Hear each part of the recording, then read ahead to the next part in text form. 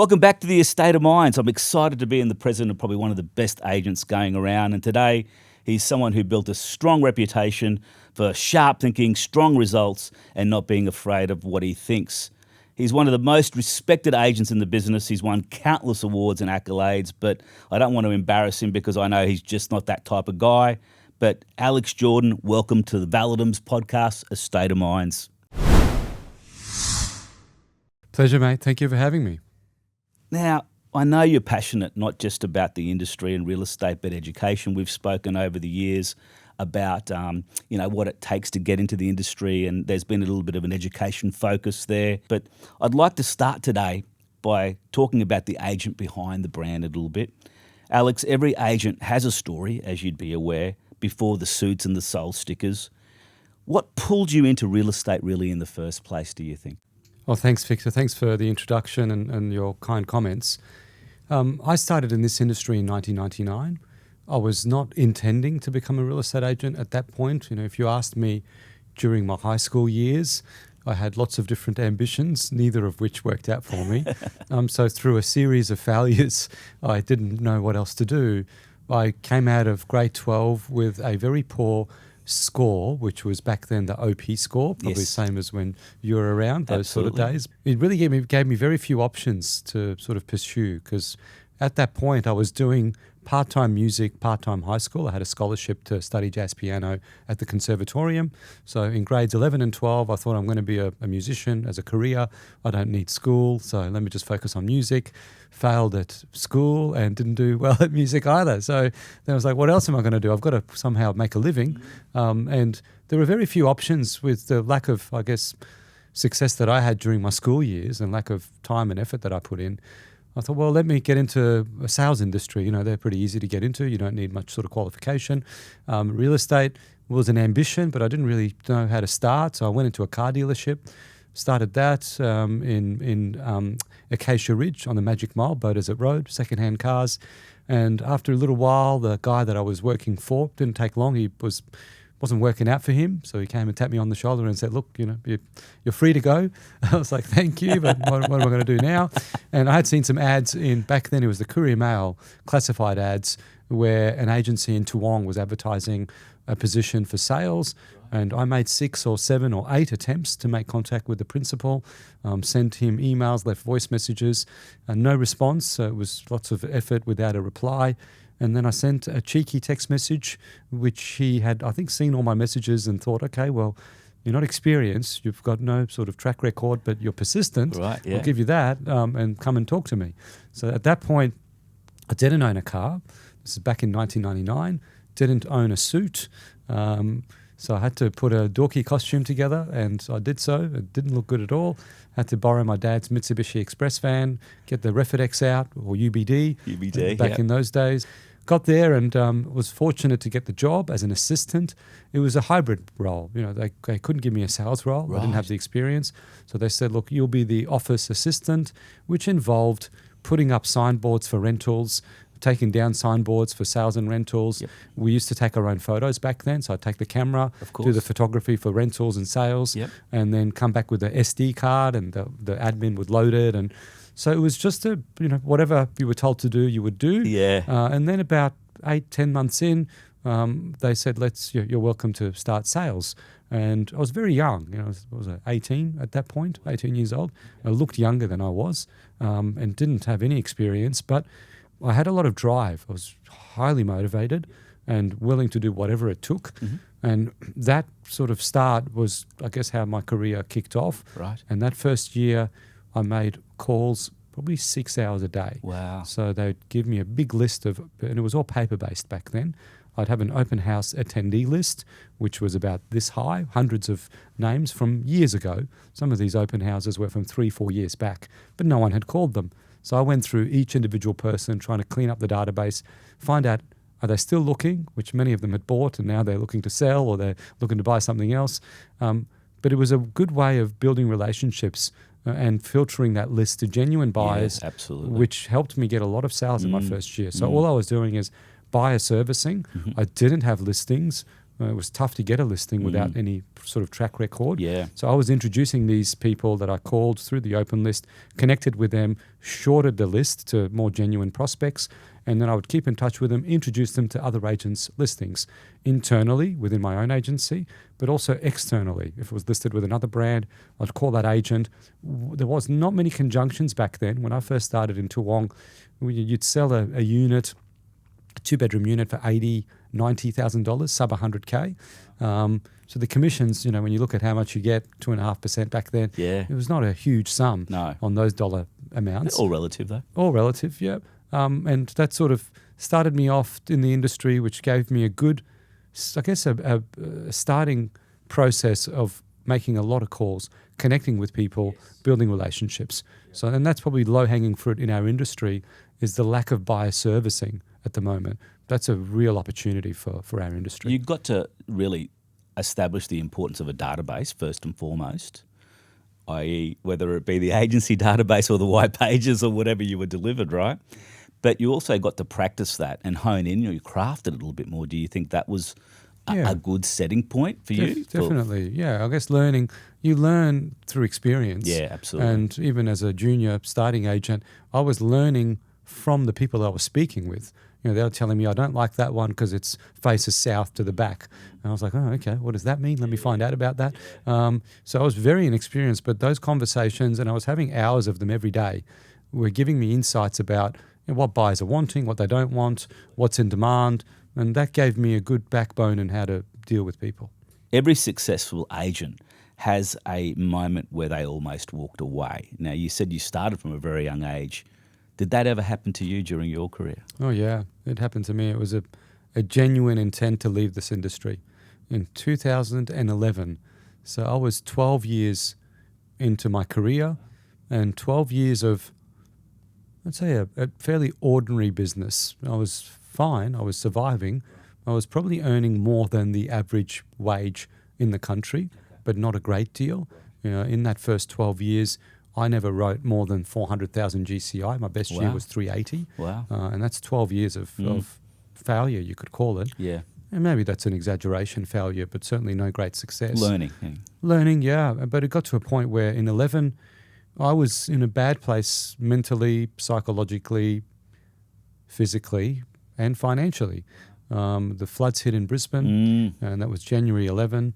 I had a fairly sort of mediocre average business to start with in a highly flooded area, the western suburbs, Victory Pocket and the like. They copped it, They did. I lost a few deals during the floods. The pipelines dried up, so the streets were still a mess.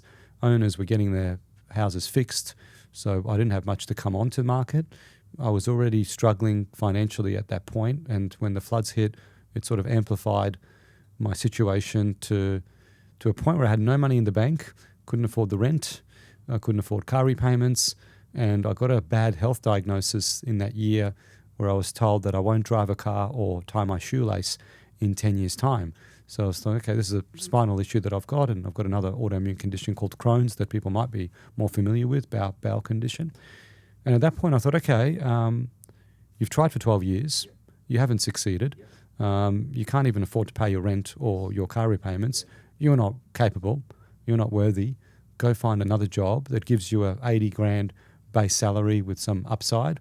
And I looked at pharmaceutical rep role, which I'm glad I didn't get into because I'm quite against the whole concept of pharmaceuticals. Now that I've had poor health and had to sort of manage it in different ways, I've learned that that's probably not the approach that I would ever take. So it would have been hard to sell something that you don't believe in. But I didn't get a job offered to me, which is probably a good thing, because if I did, I might have left and not known what could have happened. What could have been, yeah. And I was broke to a point where I had to borrow money from my parents, who we grew up in housing commission, so they didn't come from any... They were struggling to make a living, borrowing against their mortgage, living on a line of equity, which meant that they owed more. 20 years in their home in Carindale, they owed more at the end of the 20 years than they did at the beginning, because they kept on using it to live off. But they lent me $5,000. I took it. I paid off the car, rent as well. And within a few months, I got back on my feet, paid them back, and then looked at a change agencies, change process, and it started to really improve for me when I joined McGrath and started to look at things differently. Tell me though, I mean, you were psychologically gone, mentally gone, physically gone. What kept you going though? What was the turning point? Probably maybe a lack of better alternatives. I just thought to myself, if you take a job for 80 grand and you're obligated to do 9 to 5, pump it out, whatever they ask you to do, if you apply that same discipline to real estate, can you make more than 80 grand? Yes, you can. You can get much more than that if you apply yourself. So I thought, well, I just don't see myself being able to replicate the opportunity that real estate offers in any other industry without the tertiary education. I can't get into medical or surgery, or if I had no qualifications for anything. So it was either get into a sales rep, retail or pharmaceutical or on the road sales rep, which is probably about 80 grand, give or take, or remodel my business and really put in a better process to try and achieve better outcomes. And I'm glad I did, because I believe this industry is very rewarding. And for those that are willing to make the sacrifices, do the hard jobs that many avoid, I think the opportunity is there for all. But you realised you were good at it, obviously. You must have backed yourself a little bit there. I know your confidence might have been at an all-time low, but there must have been something saying to you, hey, I can do this, because you were reasonably successful, you said, up until that point. Was there a light bulb moment that you did? Did you change something in your life? I mean, what set this new catalyst, I suppose? There was a change in mindset that happened instantly for me.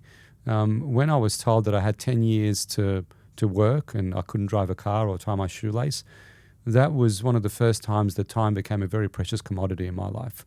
I was cruising until then, but that hit me like a brick wall. I was like, okay, I got 10 years. We were about to have our first child, my son William. My wife was stopping work, so it was all on me to make a living. I thought, okay, well, there's other agents that are succeeding. And, interestingly, if I got the listing, I'd sell it well. I thought when I had the listing, I knew how to manage the campaign and get a very good result. I thought I did that better than the average agent. But this industry is a little bit staggered. You've got to win the business first. It's not like a retail product where the product's there to sell off the shelf. You've got to win the business to have the opportunity to sell it. So I thought, well, look, you're good at selling. You're not great at listing because you don't have good sort of enough credibility to become an attraction agent. Let's create that. There was a shift in my mentality that all of the hard tasks that I would defer, avoid or procrastinate became non-negotiables. So rather than wait to feel good, which is often what we do, sometimes you wake up, you don't feel great, and you think, oh, I can make a call, important call, but I don't feel great. Maybe if I make the call later today or tomorrow when I feel more energized, it'll be received better. But that's not the way to approach this business, in my experience. Definitely not. You make the call regardless of how you feel. The feeling comes after the action. Yes. I was waiting for the feeling first, and then the action, and every day I'd feel different. So I thought, no, stop negotiating with yourself. You've got to make the call. Doesn't matter how it goes. You're not going to die. Just make the call. You might get rejected. All good. So I became quite strict in my discipline towards the industry. It was a light bulb moment for me, instant shift. And I applied myself more diligently and started to build better connections with people. I was on the phone, door knocking, doing everything that I used to procrastinate from doing because there was an easier path to take, which didn't involve rejection. But that didn't work. For 12 years it didn't work. So there was enough time of testing to know that that's a failed process. And I shifted and changed brands. I joined McGrath. I had been with a few different agencies over the years, Remax, Ray White, Doug Disher, where I started. And I learned a lot from all of those agencies and the principals. And that change to McGrath really shifted my mentality on how to build a real estate business, because the IP that these McGrath agents shared, particularly in Sydney, they were very successful. When I joined that year, the REB Top 100 agents, every year that's released, that year 47 of the 100 were McGrath agents. Fantastic. Almost 50%. And we're a small agency comparative to the big names. But I thought, okay, well, these guys obviously know how to do it. Let me follow what they do. And it was very geographically focused. So I started to change the business model, change the processes, and it didn't take long. It probably took 6 to 8, 10 months. I started to see some rewards, gave me confidence, gave me belief.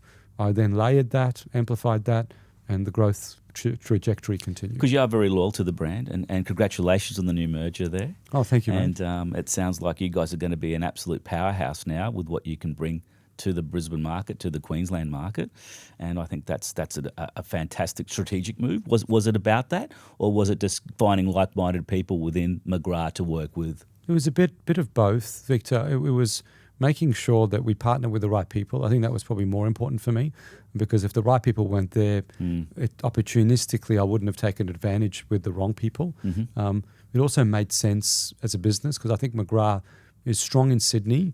In Brisbane, we're relatively new, and we had the opportunity to sort of, I guess, control or have ownership around the CBD, all sides of town, and the right people. When Tony O'Doherty and John Easton took the Bulimba office, which was the McGrath Bulimba office, and they came from a different brand, and they were keen on partnering. And I had been in contact with Tony for years before that. He'd reached out and said, hey, I want to increase my GCI, and what do you do? And so he kept on having lunches with me and sort of sharing ideas. And I thought, okay, there's a relationship there. I trust him. He's a high performer on that side of town, yeah, top absolutely, agent. he is. So I thought, okay, well, you on that side, us on this side, a bunch of offices with good operators like Craig Lee, Cal Blaxland, Brett Greensill, Amanda Beck. We've got my team, Jason Scott, that's joined us. There's some really good people with great values. There was value alignment between us. So it made sense to, okay. And look, ownership has never been a goal of mine. Ownership is not easy. A lot of agents come into this business looking at the business owner or the principal, thinking that they're milking it or making a lot of money. But if you look at the P&L statements on these agencies, a lot of them are breaking even. Some of them are losing. Some of them are making profits. Not many are doing extremely well. No, they'd be very surprised. Yeah, the sales agent within an agency is often making more money than the owner is.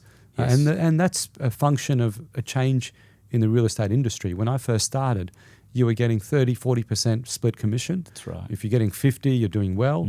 Today, people are on 50, 60, 70 and higher. So it's the margin is narrowed for the business owner, but it's become more lucrative for the agent. So the agents today have awesome ability to earn. The business owners, I think, are getting a bit squeezed. And we didn't buy into a business that's hugely profitable, but I think we can get it to that stage. Alex, there are more agents entering into the industry than ever before. What attracts people, do you think, to real estate? Yeah, that's a great question. From the outside, it looks like a glamorous job.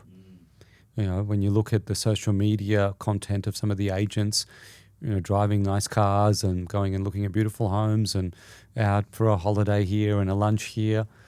So I think there's this attraction from a lifestyle point of view. Absolutely, yeah. From looking out to in and saying, wow, I'd like to live that life. Yeah, absolutely. But I think a lot of that is not a true reflection of what you need to do within the industry. Also, I think there's an attraction because you can come in without much education. That's right, yeah. And that's probably lacking as a general standard. Agreed. I think we're very low skilled for the job or task that we're given. We're given keys to someone's home, the greatest asset, but I don't think we're skilled enough to handle it in their favour. So do you think the barrier entry is a bit low? Definitely. I think it's too low. And I think anyone can get in, almost anyone. And for me, there should be some, I guess, more strict processes in how you become a real estate agent. I think it's important because the standard will lift as the education lifts, and the reputation of the industry will hopefully follow. But that is changing. Now the Certificate 4 is now a mandatory part of the full licence. So that has been a new qualification that was introduced in 22. We've got CPD now becoming mandatory in Queensland. So the educational shift is happening. I'm proud to say that we're part of them pioneering that.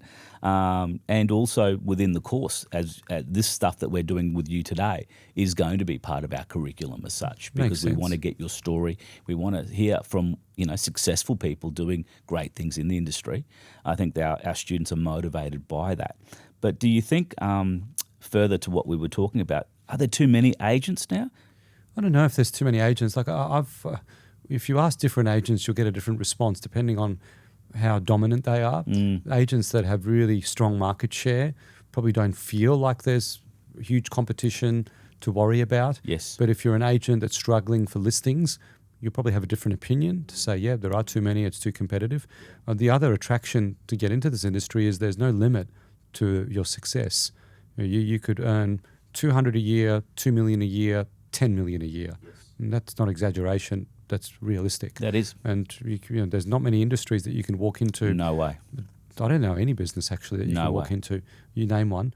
A surgeon will study for 10 years and then do the practice, and maybe they'll be in it for 15 before they start becoming a surgeon. And some agents in their third or fourth or fifth year are earning just as much. So there is this attraction towards financial reward, the lifestyle attraction. When they look from outside in, it looks quite attractive. It's a lot more work than what people assume. It's not a 9 to 5. It's a 6 day a week, 7 in the morning till whenever at night, because deals can happen at 7 o'clock, 8 o'clock, whenever. We can't predict that, right? And then Sundays are sacred for me, but Sundays I'll probably be on the phone for 2 hours. And then from Monday to Saturday, I'm doing 10-hour plus days every day. So I'm doing 60 to 70 hours a week.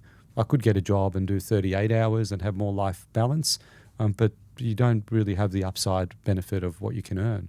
So, yeah, I think the industry is probably more glamorous than the reality of what it is from the outside in. But there is huge opportunity and it's equal for all. You hear about strong personalities and big egos in our space a lot. And you have the reputation for being someone quite stoic, and you approach and your strategy is a little bit maybe different, and maybe even perceived as more conservative than a lot of agents out there. You do the typical social media and everything like that, obviously in those trending things. Do you think, though, there is a bit too much ego at the moment with the attitude to be seen? Is that kind of a reflection of the industry that you like to hear and see? Yeah, I do believe there's way too much ego within our industry. Some of the behaviours within our industry, when you look on social, are cringe for me. And they've got to assess how they want to be perceived, because the consumer, the community, doesn't appreciate that style. And we're in a country where there is such thing as tall poppy. In the US, you might be able to behave differently. Yes. If you're very successful in America, they'll see your face and come and shake your hand and say, well done, how did you do it? Australia is known to be a little bit different. If you talk it up too much and act like a hero, people will try and correct you and bring you back down to their level. So I think on social, you've got to be very careful. I mean, I'm not doing social at the best standard. I've got to do more face to camera, in the car, commentary, market stuff. And I did that more diligently back when I started at McGrath. And then when business took sort of more fluid, I sort of stepped away. I've got to revisit that. I think social should be done with a balance. One is educational to the consumer, face-to-camera videos, off the cuff, raw. It doesn't have to be polished. It doesn't have to be perfect. You don't need a cinematographer. You need a lapel mic, iPhone, gimbal, or a tripod, and off you go. Yeah. Educational, property-centric. Talk about the sales, the listings, the trends, and then a little bit of personal, who you are and how you live, because people do want to know what they're dealing with. Yeah, but I guess where it becomes distasteful is when people start to show pony and say, I'm the best at this, or look at my new watch, or I've just bought a new Ferrari, and that sort of stuff. I think it's got to align with your personality. I'm not trying to throw shade, but it is cringy, and it does create a bad reputation that we're overpaid, underworked, and have a lot of ego. I think some of the behaviours, we're not saving lives. Let's be real. You don't see a surgeon get on social and say, look, I saved 3 people today. That's a record for the hospital. But we do see other commentary in real estate, like we're all, we're God's gift to earth.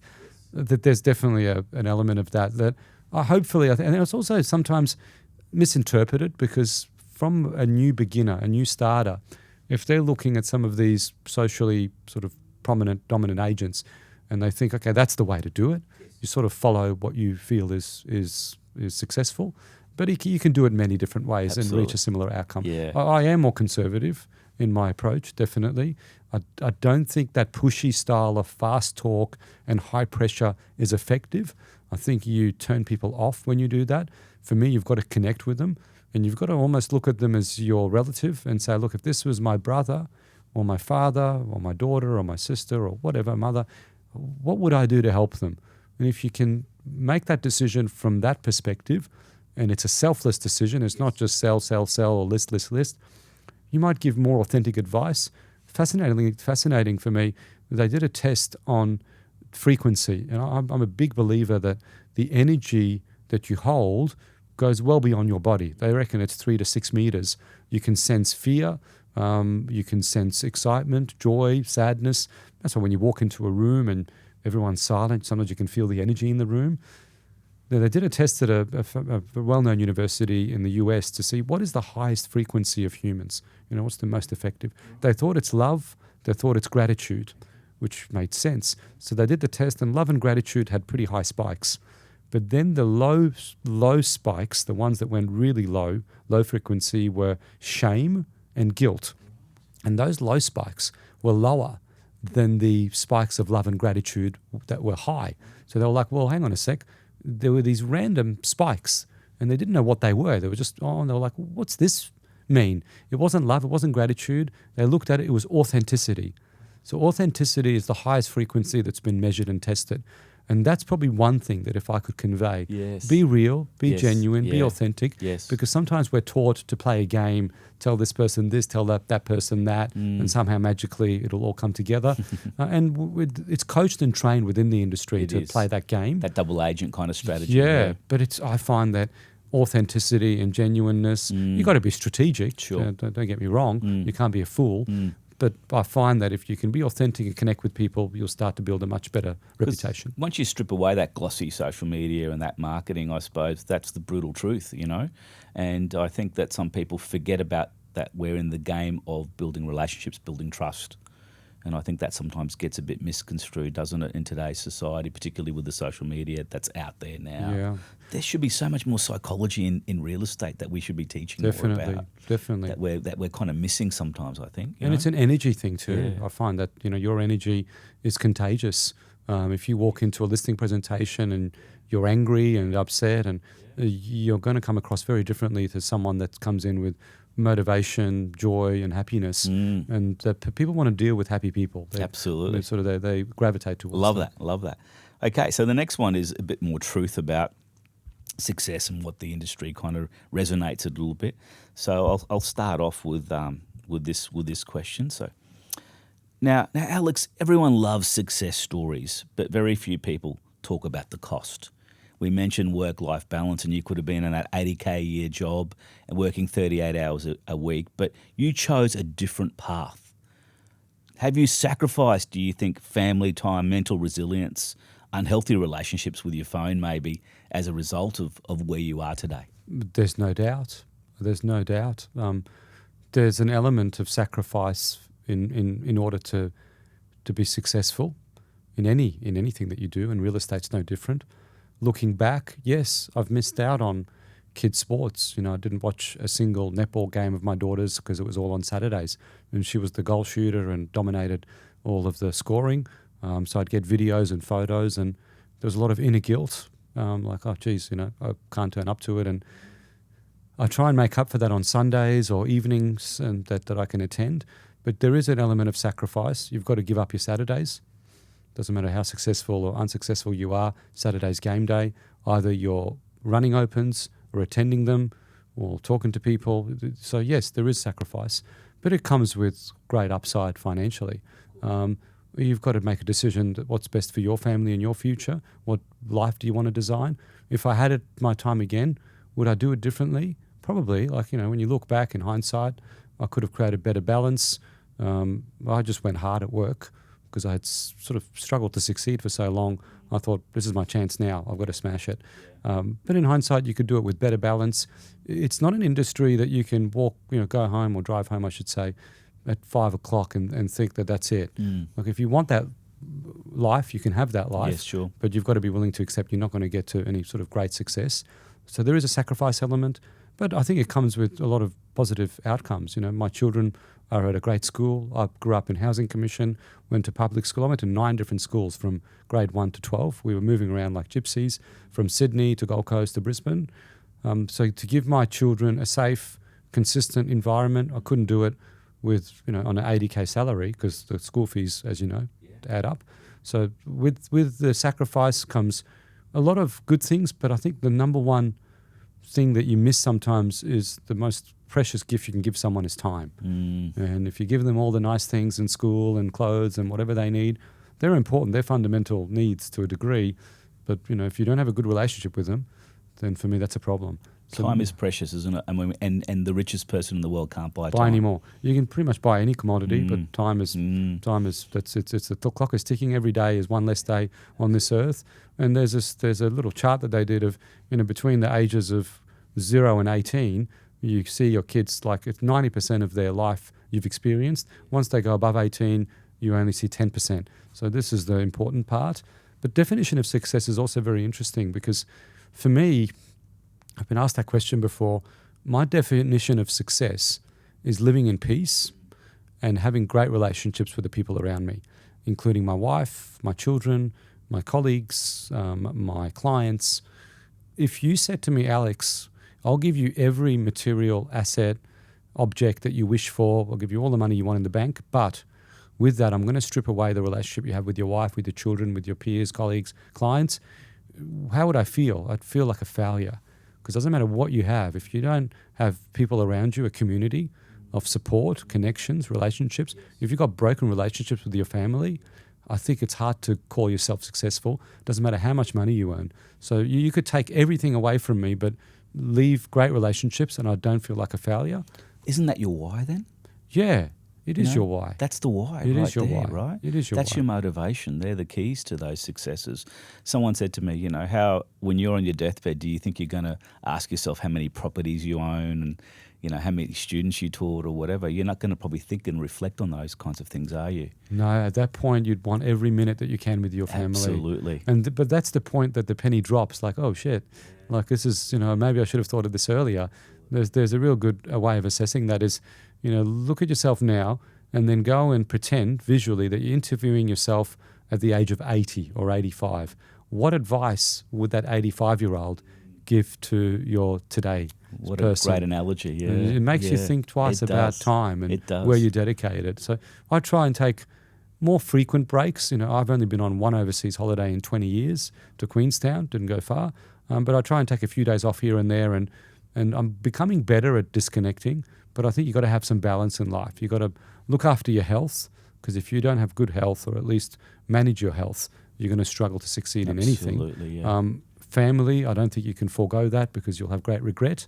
And I think the financial incentives come as a byproduct, but you've got to enjoy the journey as well. It's not about the destination. It is. And I think that you've hit the nail on the head there in regards to, this is your second kind of go after 2011. You've had a second chance at it, obviously. You've gone through these kinds of times. You've changed your whole outlook and perspective there. I know you're into stoicism and so forth, and you practice that, and I do too. So I can relate to that, because there is a sense of discipline that comes with that, and a sense of being aware of the time and our commitment to those times. I know you might laugh at this, but Jerry Seinfeld's a big stoicist as well, and one of the reasons he grants his success is as a result of being that disciplined and getting up every day and kind of that mantra of attitude of gratitude and appreciating what's around him and his family and being the most precious entities. There's nothing financially that can touch that kind of realm of what he's created for his family. Very powerful. Mental resilience is one of the number one traits that you need in any industry, particularly this one. And I think it's how you process negative outcomes. Something's going to go wrong. What's your perception of that? I invite good and bad. Bad things happen. That was meant to be. It doesn't matter how bad it is. That was my journey. That was my process. That I own it. I accept it. You don't want to live a life of regret. No. And to think that you're a victim. That's probably the most toxic thing. Absolutely. Because you'll have challenges in this industry. You start your first 1, 2, 3 years. You might work a lot, put a lot of hours in, a lot of calls, and get very little back. And then suddenly you start to question yourself, and you think, poor me. No, it's you can't look at it that way. I think mental resilience is vital. Doesn't matter what happens. That's meant to be. That was your journey. That was your path. and we move on. And these are trivial problems, business problems. People deal with death of children and extreme events, and they can overcome those. And we can overcome a poor business model. Depending on who you ask, somewhere between 70 and 80% of new agents will leave the industry within a few years. Why do you see so many people fail, do you think? And is it a lack of skill? Is it a lack of discipline? Is it a lack of stomach for rejection? What's your take on this? Why are so many people not surviving? You said that first, second, third year are very difficult. But, what about that fourth year agent? It's a combination, in my opinion. It's firstly their perception of the industry and how it should look and feel. Some of them come in with expectations that are a little bit unrealistic, so there's a bit of a shock factor. Secondly, I think it is discipline. How hard are they willing to work? Because discipline can evaporate when you don't get the results. If you've done something for a year, 18 months, and you're not seeing the fruits of your labour, you'll start to question that process. But this is an industry where it's process-driven, and you've got to be willing to accept that, hey, it might take 1 year, 2 years, 3 years, but follow the formula that others have, and they've sort of created that path, and you'll get to a successful outcome. So I think that's part of it. Do you have to be obsessed, though? Do you have to be obsessed? Because I hear a lot of these first, second year, third year students that I'm seeing now in the industry are saying to me, Victor, I don't look at property like you do. I don't get up in the morning and think property and act property. Am I going to be an unsuccessful agent as a result of that? I don't think so. I mean, look, it helps to be passionate, for sure. It helps to have an interest in property, for sure, because I don't want it to be a duty. If you don't appreciate property or have a like for it, then it feels like a chore to learn. You've got to have an interest that then that learning becomes a hobby, not an obligation. But I don't think you have to be, live and breathe real estate to have success. You could still do it in a balanced manner. But love what you're doing, right? Love what you're doing, appreciate the opportunity you've been given. But also I think you've got to sharpen up your skills. You've got to make sure that if you're not that passionate, that you're at least willing to learn, because you've got to get to know the different facets of this business. If you want to sit in a living room and have an educated conversation with a homeowner, and you might be 20 years old and they're 60 or 50 or, they've sold 20 properties, you've sold one. Sometimes the owner has more experience than you. Yeah. So I need to be educated enough that I can sit down and have an intelligent conversation in a broad manner, and that's everything that influences real estate. I think eventually you've got to learn, not in the first year or 5. Some people take 10 or 15. Yeah. And this can be, when I've looked at some of the other trainers and listening to them, sometimes it takes 6 to 10 years to see great success.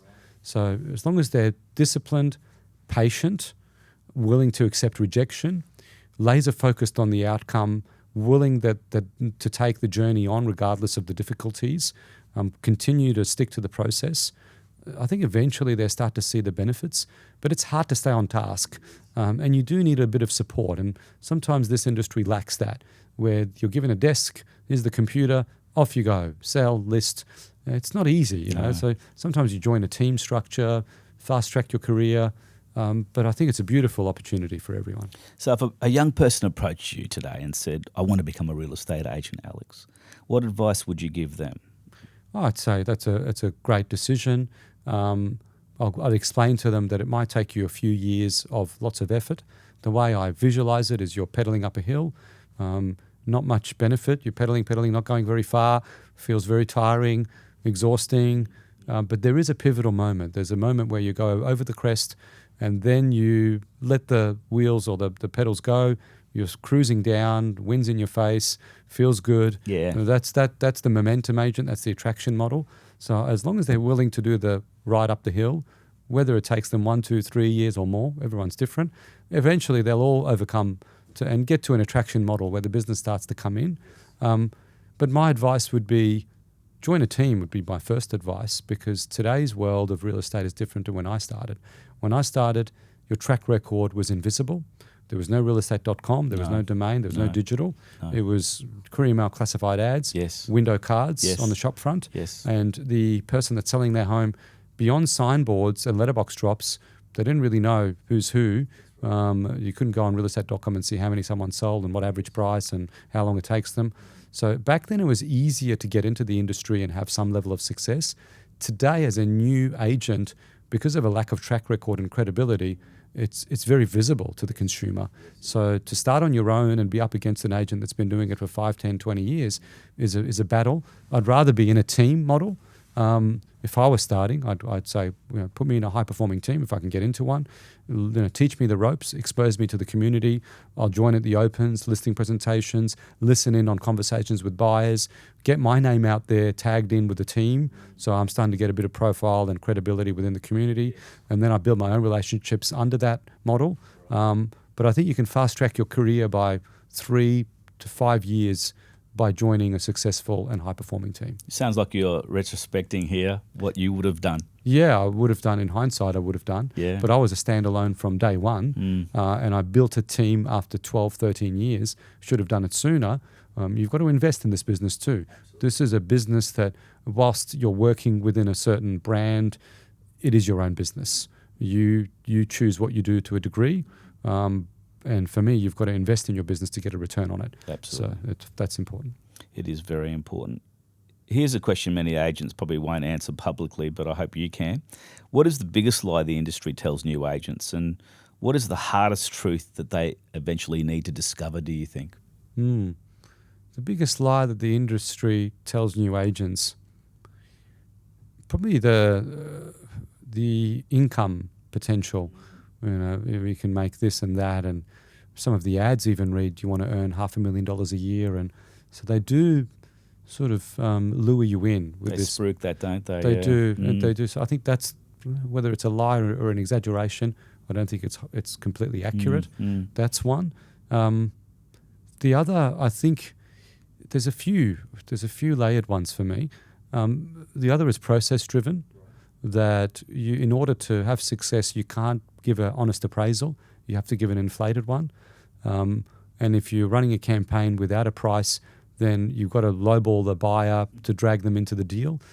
So you tell the seller it's worth up here, tell the buyer that they might pick it up down here, and you've lied to both. And then apparently, I don't know how this works, it hasn't worked for me, the magic happens in the middle and they all come to... And you're expected to be the magician, Alex. Yeah, it all happens. I think that the opposite is better. I think if there's a philosophy that you work under, for me, it's under promise and over deliver in everything that you do. If you say to someone, I'll get back to you in 2 days, get back to them in 1 day. If you say to someone, I think you'll get 2 million, make sure you can get 2.1 million. So I think if you have that approach, you won't disappoint people, because the disappointment often comes with managing expectations poorly. Correct. And giving inflated prices and also, giving the buyer false hope that, hey, you can pick up for this, come to the auction, you never know, That spiel... That's great advice, though. That is great advice. I hope you guys are listening to this, because that is fantastic advice there, not over-promising, because I think that's where the expectation of the industry has changed enormously, and where agents get that stigma, because, we're not great at following up. And you and I are probably fantastic at it, because that's what we do and what we know. But a lot of people I've found, even some of my students who have been in the industry 3 or 4 years, don't even have voicemail anymore. That's common. Yeah, it's a different world today. Really, for me, it's a relationship business. You've got to connect with people, and you've got to look at the person as a client relationship that's for life. We meet today, you might be a tenant. You're not even a buyer or seller. But my interaction with you will govern your opinion of me. Today, you're a tenant. Tomorrow, you're probably a buyer. And then next week or next year, you're a seller. Now, how I treat you as a tenant will dictate my opportunity to work with you in the future. If I start to compartmentalize you, because you're a tenant, you're not going to get my service standards. But if another person's a potential seller, I'll give them everything. I don't think that's a smart way of operation. I think you give everyone selfless advice, add value to every interaction, be humble, be respectful to the tenant as well. Treat them just as you would an owner, no different. And I think they will have a better opinion of you. They'll make the process easier for you in selling. They'll then become a follower, a supporter, and a potential client. And the way I see it is every interaction you have, if you want to look at it from a financial metric, you could view it as for example, it's like a term deposit. I've met you today. You will eventually sell. Maybe you don't even own a property, but everyone becomes a buyer and a seller eventually in their life. If you're an owner now, you're probably going to sell in the next 5 or 7 years. If I can connect with you, It's like I've deposited a small amount of money into a bank account that I cannot withdraw from until you're ready to transact. But at least I've got that relationship that I can continue nurturing. And every conversation I have, I'm depositing a bit more money. And eventually you're going to say, yes, Alex, ready to go. And at that point, you can then benefit from the outcome. Absolutely. So, but it is a relationship business, and it's got to be done authentically and with care and white gloves. You've got to look after people. For sure. You know, they've given you a lot of trust, biggest asset. How do you handle that? Not casually. It needs to be done with more sophistication. What separates agents who are truly driven from those pretending to kind of be busy is one of those things that we hear a lot of. What is the true definition of work done for you, Alex, and what does your day look like? It changes depending on what stage of career you're at. If I'm a new agent, productivity is connections. That's the way I measure it. How many conversations did you have? What were the quality of those conversations? How many people did you meet face to face? What was the quality of those interactions? They're the measures of productivity. Beyond that, there is a lot of small talk in office and time wastage and distraction, and you go in and you turn up at 8 and then someone's like, you want to get a coffee? And you're like, all right, let's go for a walk. And then 8:45 you come back and then you think, what are we going to do now? Yes. Let's get on realestate.com. Or a buyer calls you, I'll have a chat to them. You've got to have a more, I would say more structured. Doesn't have to be fully fixed. There's some fluidity, flexibility. But for me, the measure as a new agent is you need to out-hustle. You need to outwork, out-call, out-service. And if you come in with that approach, and there's a guy that's joined my team that is very well doing that, the best I've seen in this industry in my 27 years. Wow. Come in, young guy, early 20s, has his head screwed on, very intelligent, but also professional and mature for his age, not sort of clowning around, quite serious, makes the calls back to back. It's for me, that's the, I guess, the measure of productivity is the number of contacts that you have. Right. And how many people are saving you on their phone. Because if I call you once, you probably don't know who I am. But if I follow up with a text and then call you 2 days later and say, hey, Victor, there's another property that's come to market, thought you'd be interested, I'll send you a link. It's not with me, it's with another agent, but it suits what you've described to me. Send them off there.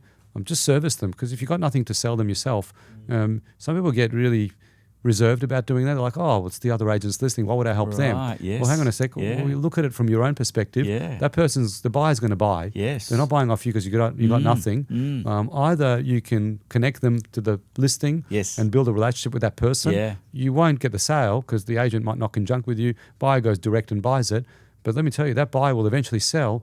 And they might be and this compounds. You know, you do this 5 times in the first year and then another 5 times next year. And then 5 years later, you might have 20, 30, 50 people that are now ready to sell. But because of the way you've approached them, you're on the shopping list. Absolutely. But also people that you are sharing that information with other agents. I mean, there's a stigma in our industry that, the guy at Ray White's got to hate the guy at McGrath. And I don't understand that attitude really, because I think that there should be a lot more paying it forward like you've just done then. Yeah, I think it benefits everyone. You don't have anything to lose. So I find that really, really important. Let's address the elephant in the room, Alex, AI. There's an elephant in the room. There is a massive one. Some people are saying that agents are going to become obsolete. Others are saying great agents will be even more valuable and they can kind of use the AI to build better relationships. What's your perspective on this? Yeah, I'm probably in the middle. I think we're entering into a different world that in the next 5 or 10 years, we will see an increase in unemployment. We'll see a lot of white-collar jobs be outsourced to AI.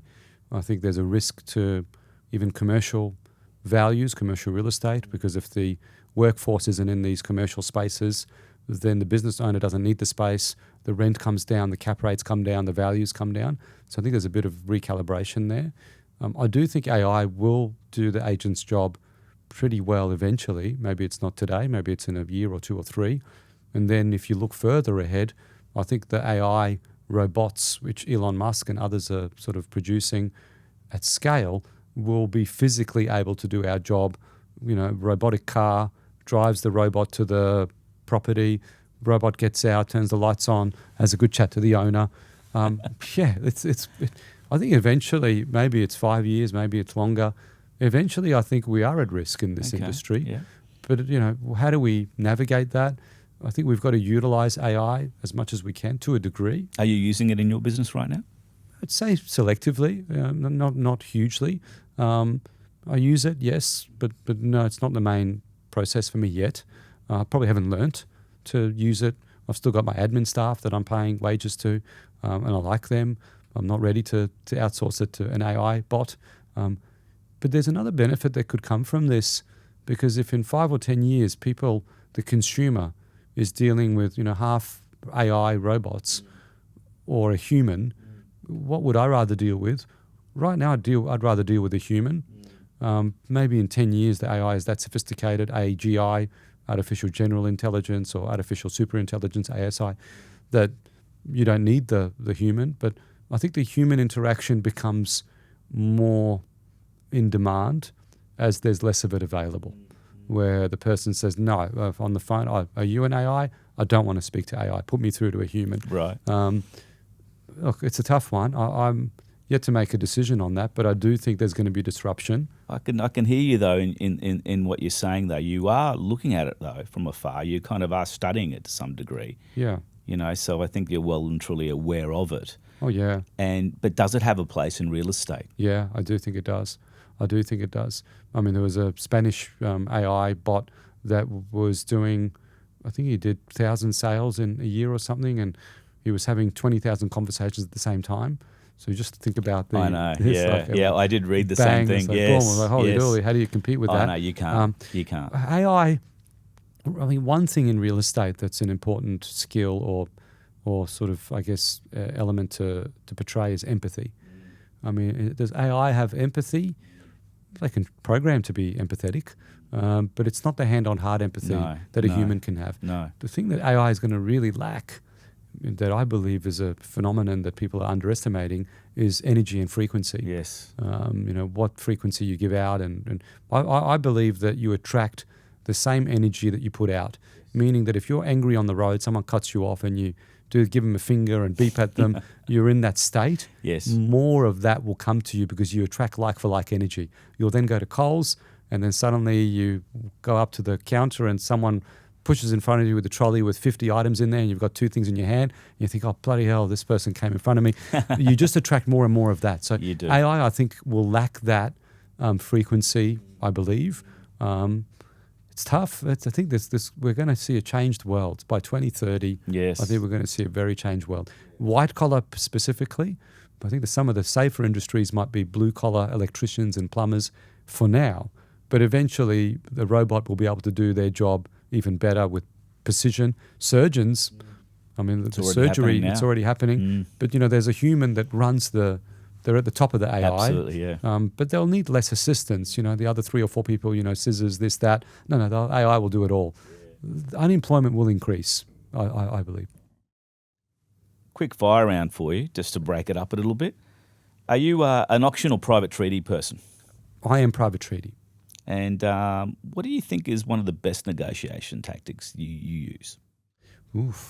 Best negotiation tactics. There's a lot. I think negotiation is the number one skill that you want to have in this industry. How do you defend value? With the sophistication, with courtesy, with respect, not with boisterous, throw your weight around, this is how it's done, take it or leave it sort of attitude. One of the best negotiation skills is connecting with people. Because if you can connect with someone and build trust, they'll be a lot more open with you, and they'll tell you their story, their position, because they trust you. So you've got to build trust to have an open platform of conversation. So that's one. But you've got to have skill in negotiation too. There's strategies and tactics, and it's quite intricate. It's a whole story of psychology. I always want the buyer to show their hand first. I'm not going to say, if I say offers over 2 million and the buyer says, Alex, what would the seller take? I'd be very clear and say, look, we're looking at offers above 2, and where do you see the value? I'm waiting for you to show your hand first. Right. I'm never going to say this or that. And then once I know where you're at, I know how to manage it better. Not talking too much in a negotiation, listening more, asking more questions. Your reaction's important. If someone says, oh, Alex, you got 2 million plus, I want to make an offer of 1.8. Some agents are like, oh, okay, well, yeah, let's put it in writing and see what the seller says. I think that's wrong. I think you haven't done anything beyond an order taker. You should defend the value and say, look, Victor, I'd love to help you, but at 1.8, based on what's sold in the area and what's available currently, I don't have any sales evidence that would support that opinion. Have you seen any properties at 1.8 that you can share with me? Because I've got a very realistic vendor who has looked at the market. We've done a lot of research to pinpoint value. I'd love to hear your thoughts about how you came to that 1.8. I've got to push back because you might have 2 million, 2.1 in you, but if I take the 1.8, you probably won't go up that much. For sure. Because you thought, okay, well, hey, I'm not off track here. Yeah, absolutely. So there's a lot of intricacies. That's one thing that I try and do well, is negotiating and defending value. And that's hard to teach in a course, Alex. Yeah, it is. You know, it's not a course thing. It's not a course thing. You know, I think that comes with experience, exposure, and obviously, you know, looking at even maybe some stuff like this today and hearing you, you know, seeing someone that's been in the industry, you know, 20 odd years and has been there and has done numerous deals and transactions, I think that you can't, and that's where, as I said, coming back to the AI kind of thing, you can't replace that. You know, I think that's that energy that you're talking about right there, that frequency right there. I don't think you can replace that with AI. That gives us hope. I hope you can't like that. anyway. We'll go with that one. What's one of the most overrated property features you reckon? City views. One of the most underrated? Orientation and elevation and contours, probably 3. But aspect, if I had to summarize it, aspect. As an agent, what's one habit that you know you need every day? The ability to take rejection without being emotionally engaged in it or offended, because this is a process. If you want to increase your rate of success, you need to increase your rate of failure. Yeah, absolutely. So rejection and dealing with it and moving on. Don't take it personally. Without a doubt. The more no's you get, the more yeses you get. It's just a process. One habit that destroys careers. One habit destroys careers. Depends. Partying at night. People that go out and party and drink and then wake up groggy the next morning and don't have the right energy and motivation. I think that's one. Another one that destroys careers is lying to people. So you get caught out on that. You say to someone this and you say to someone that, and then you've lost the story that you told this guy and that guy. So BS, I think, that'll get you in trouble. I think talking bad about other agents is not a smart strategy or tactic. I know agents in my area that do that because I go to appraisals. I was at one this morning, and already people had said, the lady said, Alex, you're very successful and we've been referred to you, but we've been told that when you list the property, you're too busy, you can't look after it, and you can't service us. And is that true? I was like, okay, that's a fair point. So you got to be careful. If some agent does something bad or wrong, you can either share that with someone or you can stay tight-lipped. I think when you discredit someone else, sometimes that backfires and you look weaker as a person. So I'd say that's another. There's probably a lot of things, mate. What did you say to that, though? I said fair call. I said, no, it's true. I said it's. I think acknowledgement's important. Okay. I think any time someone brings up a fair point, Yes. give them credit for that. Yeah. Rather than debate it. We're used to this back and forth in this industry. If they say something, you've got to rebut it. Oh, no, I'm going to say this. Yeah. No. Let's acknowledge it. Let's take it from your position. Yeah, you're right. I am busy, and it's a fair point. We do have a lot of listings, but let me tell you how that benefits you. We meet more buyers, and we meet buyers inbound that are likely going to be a better buyer for you than the local inquiries. That gives me the opportunity to introduce those buyers from other inspections that aren't interested to your home. And I've sold a number of properties this way, and then case studies and storytelling. Storytelling is probably the main game here. If you can sit down and tell a good story, doesn't matter in what profession, it's very powerful. It is. But yeah, for me, look, I think firstly, you've got to be careful of the reputation that you build. It starts from day one. It takes years to build, but seconds to break. Be careful how you behave. It's being watched. It's being judged. Be careful what you put out on social. Don't show pony. No one cares if you sold this house and you got this record and then you've done this many deals last month and you made this much money and bought this car or watch. People don't care about that. It's for me, you've got to be careful in what you put out there on social because it'll govern your reputation. I love this, Alex. You've been very honest about the profession. We strengthen the profession by doing this kind of candid discussion, which I love. It's been a fantastic conversation. Thank you for joining us today. And remember, success in real estate isn't incidental. It's not accidental. It's intentional. It's discipline. And sometimes it's uncomfortable. Thanks for listening to the Estate of Minds today. If you'd like to connect with Alex, I'm going to leave all these details below so you can do so. Of course, subscribe and like us. I'd love to get your feedback on what we're doing here. But thanks again for another episode of Estate of Minds, and we'll see you soon.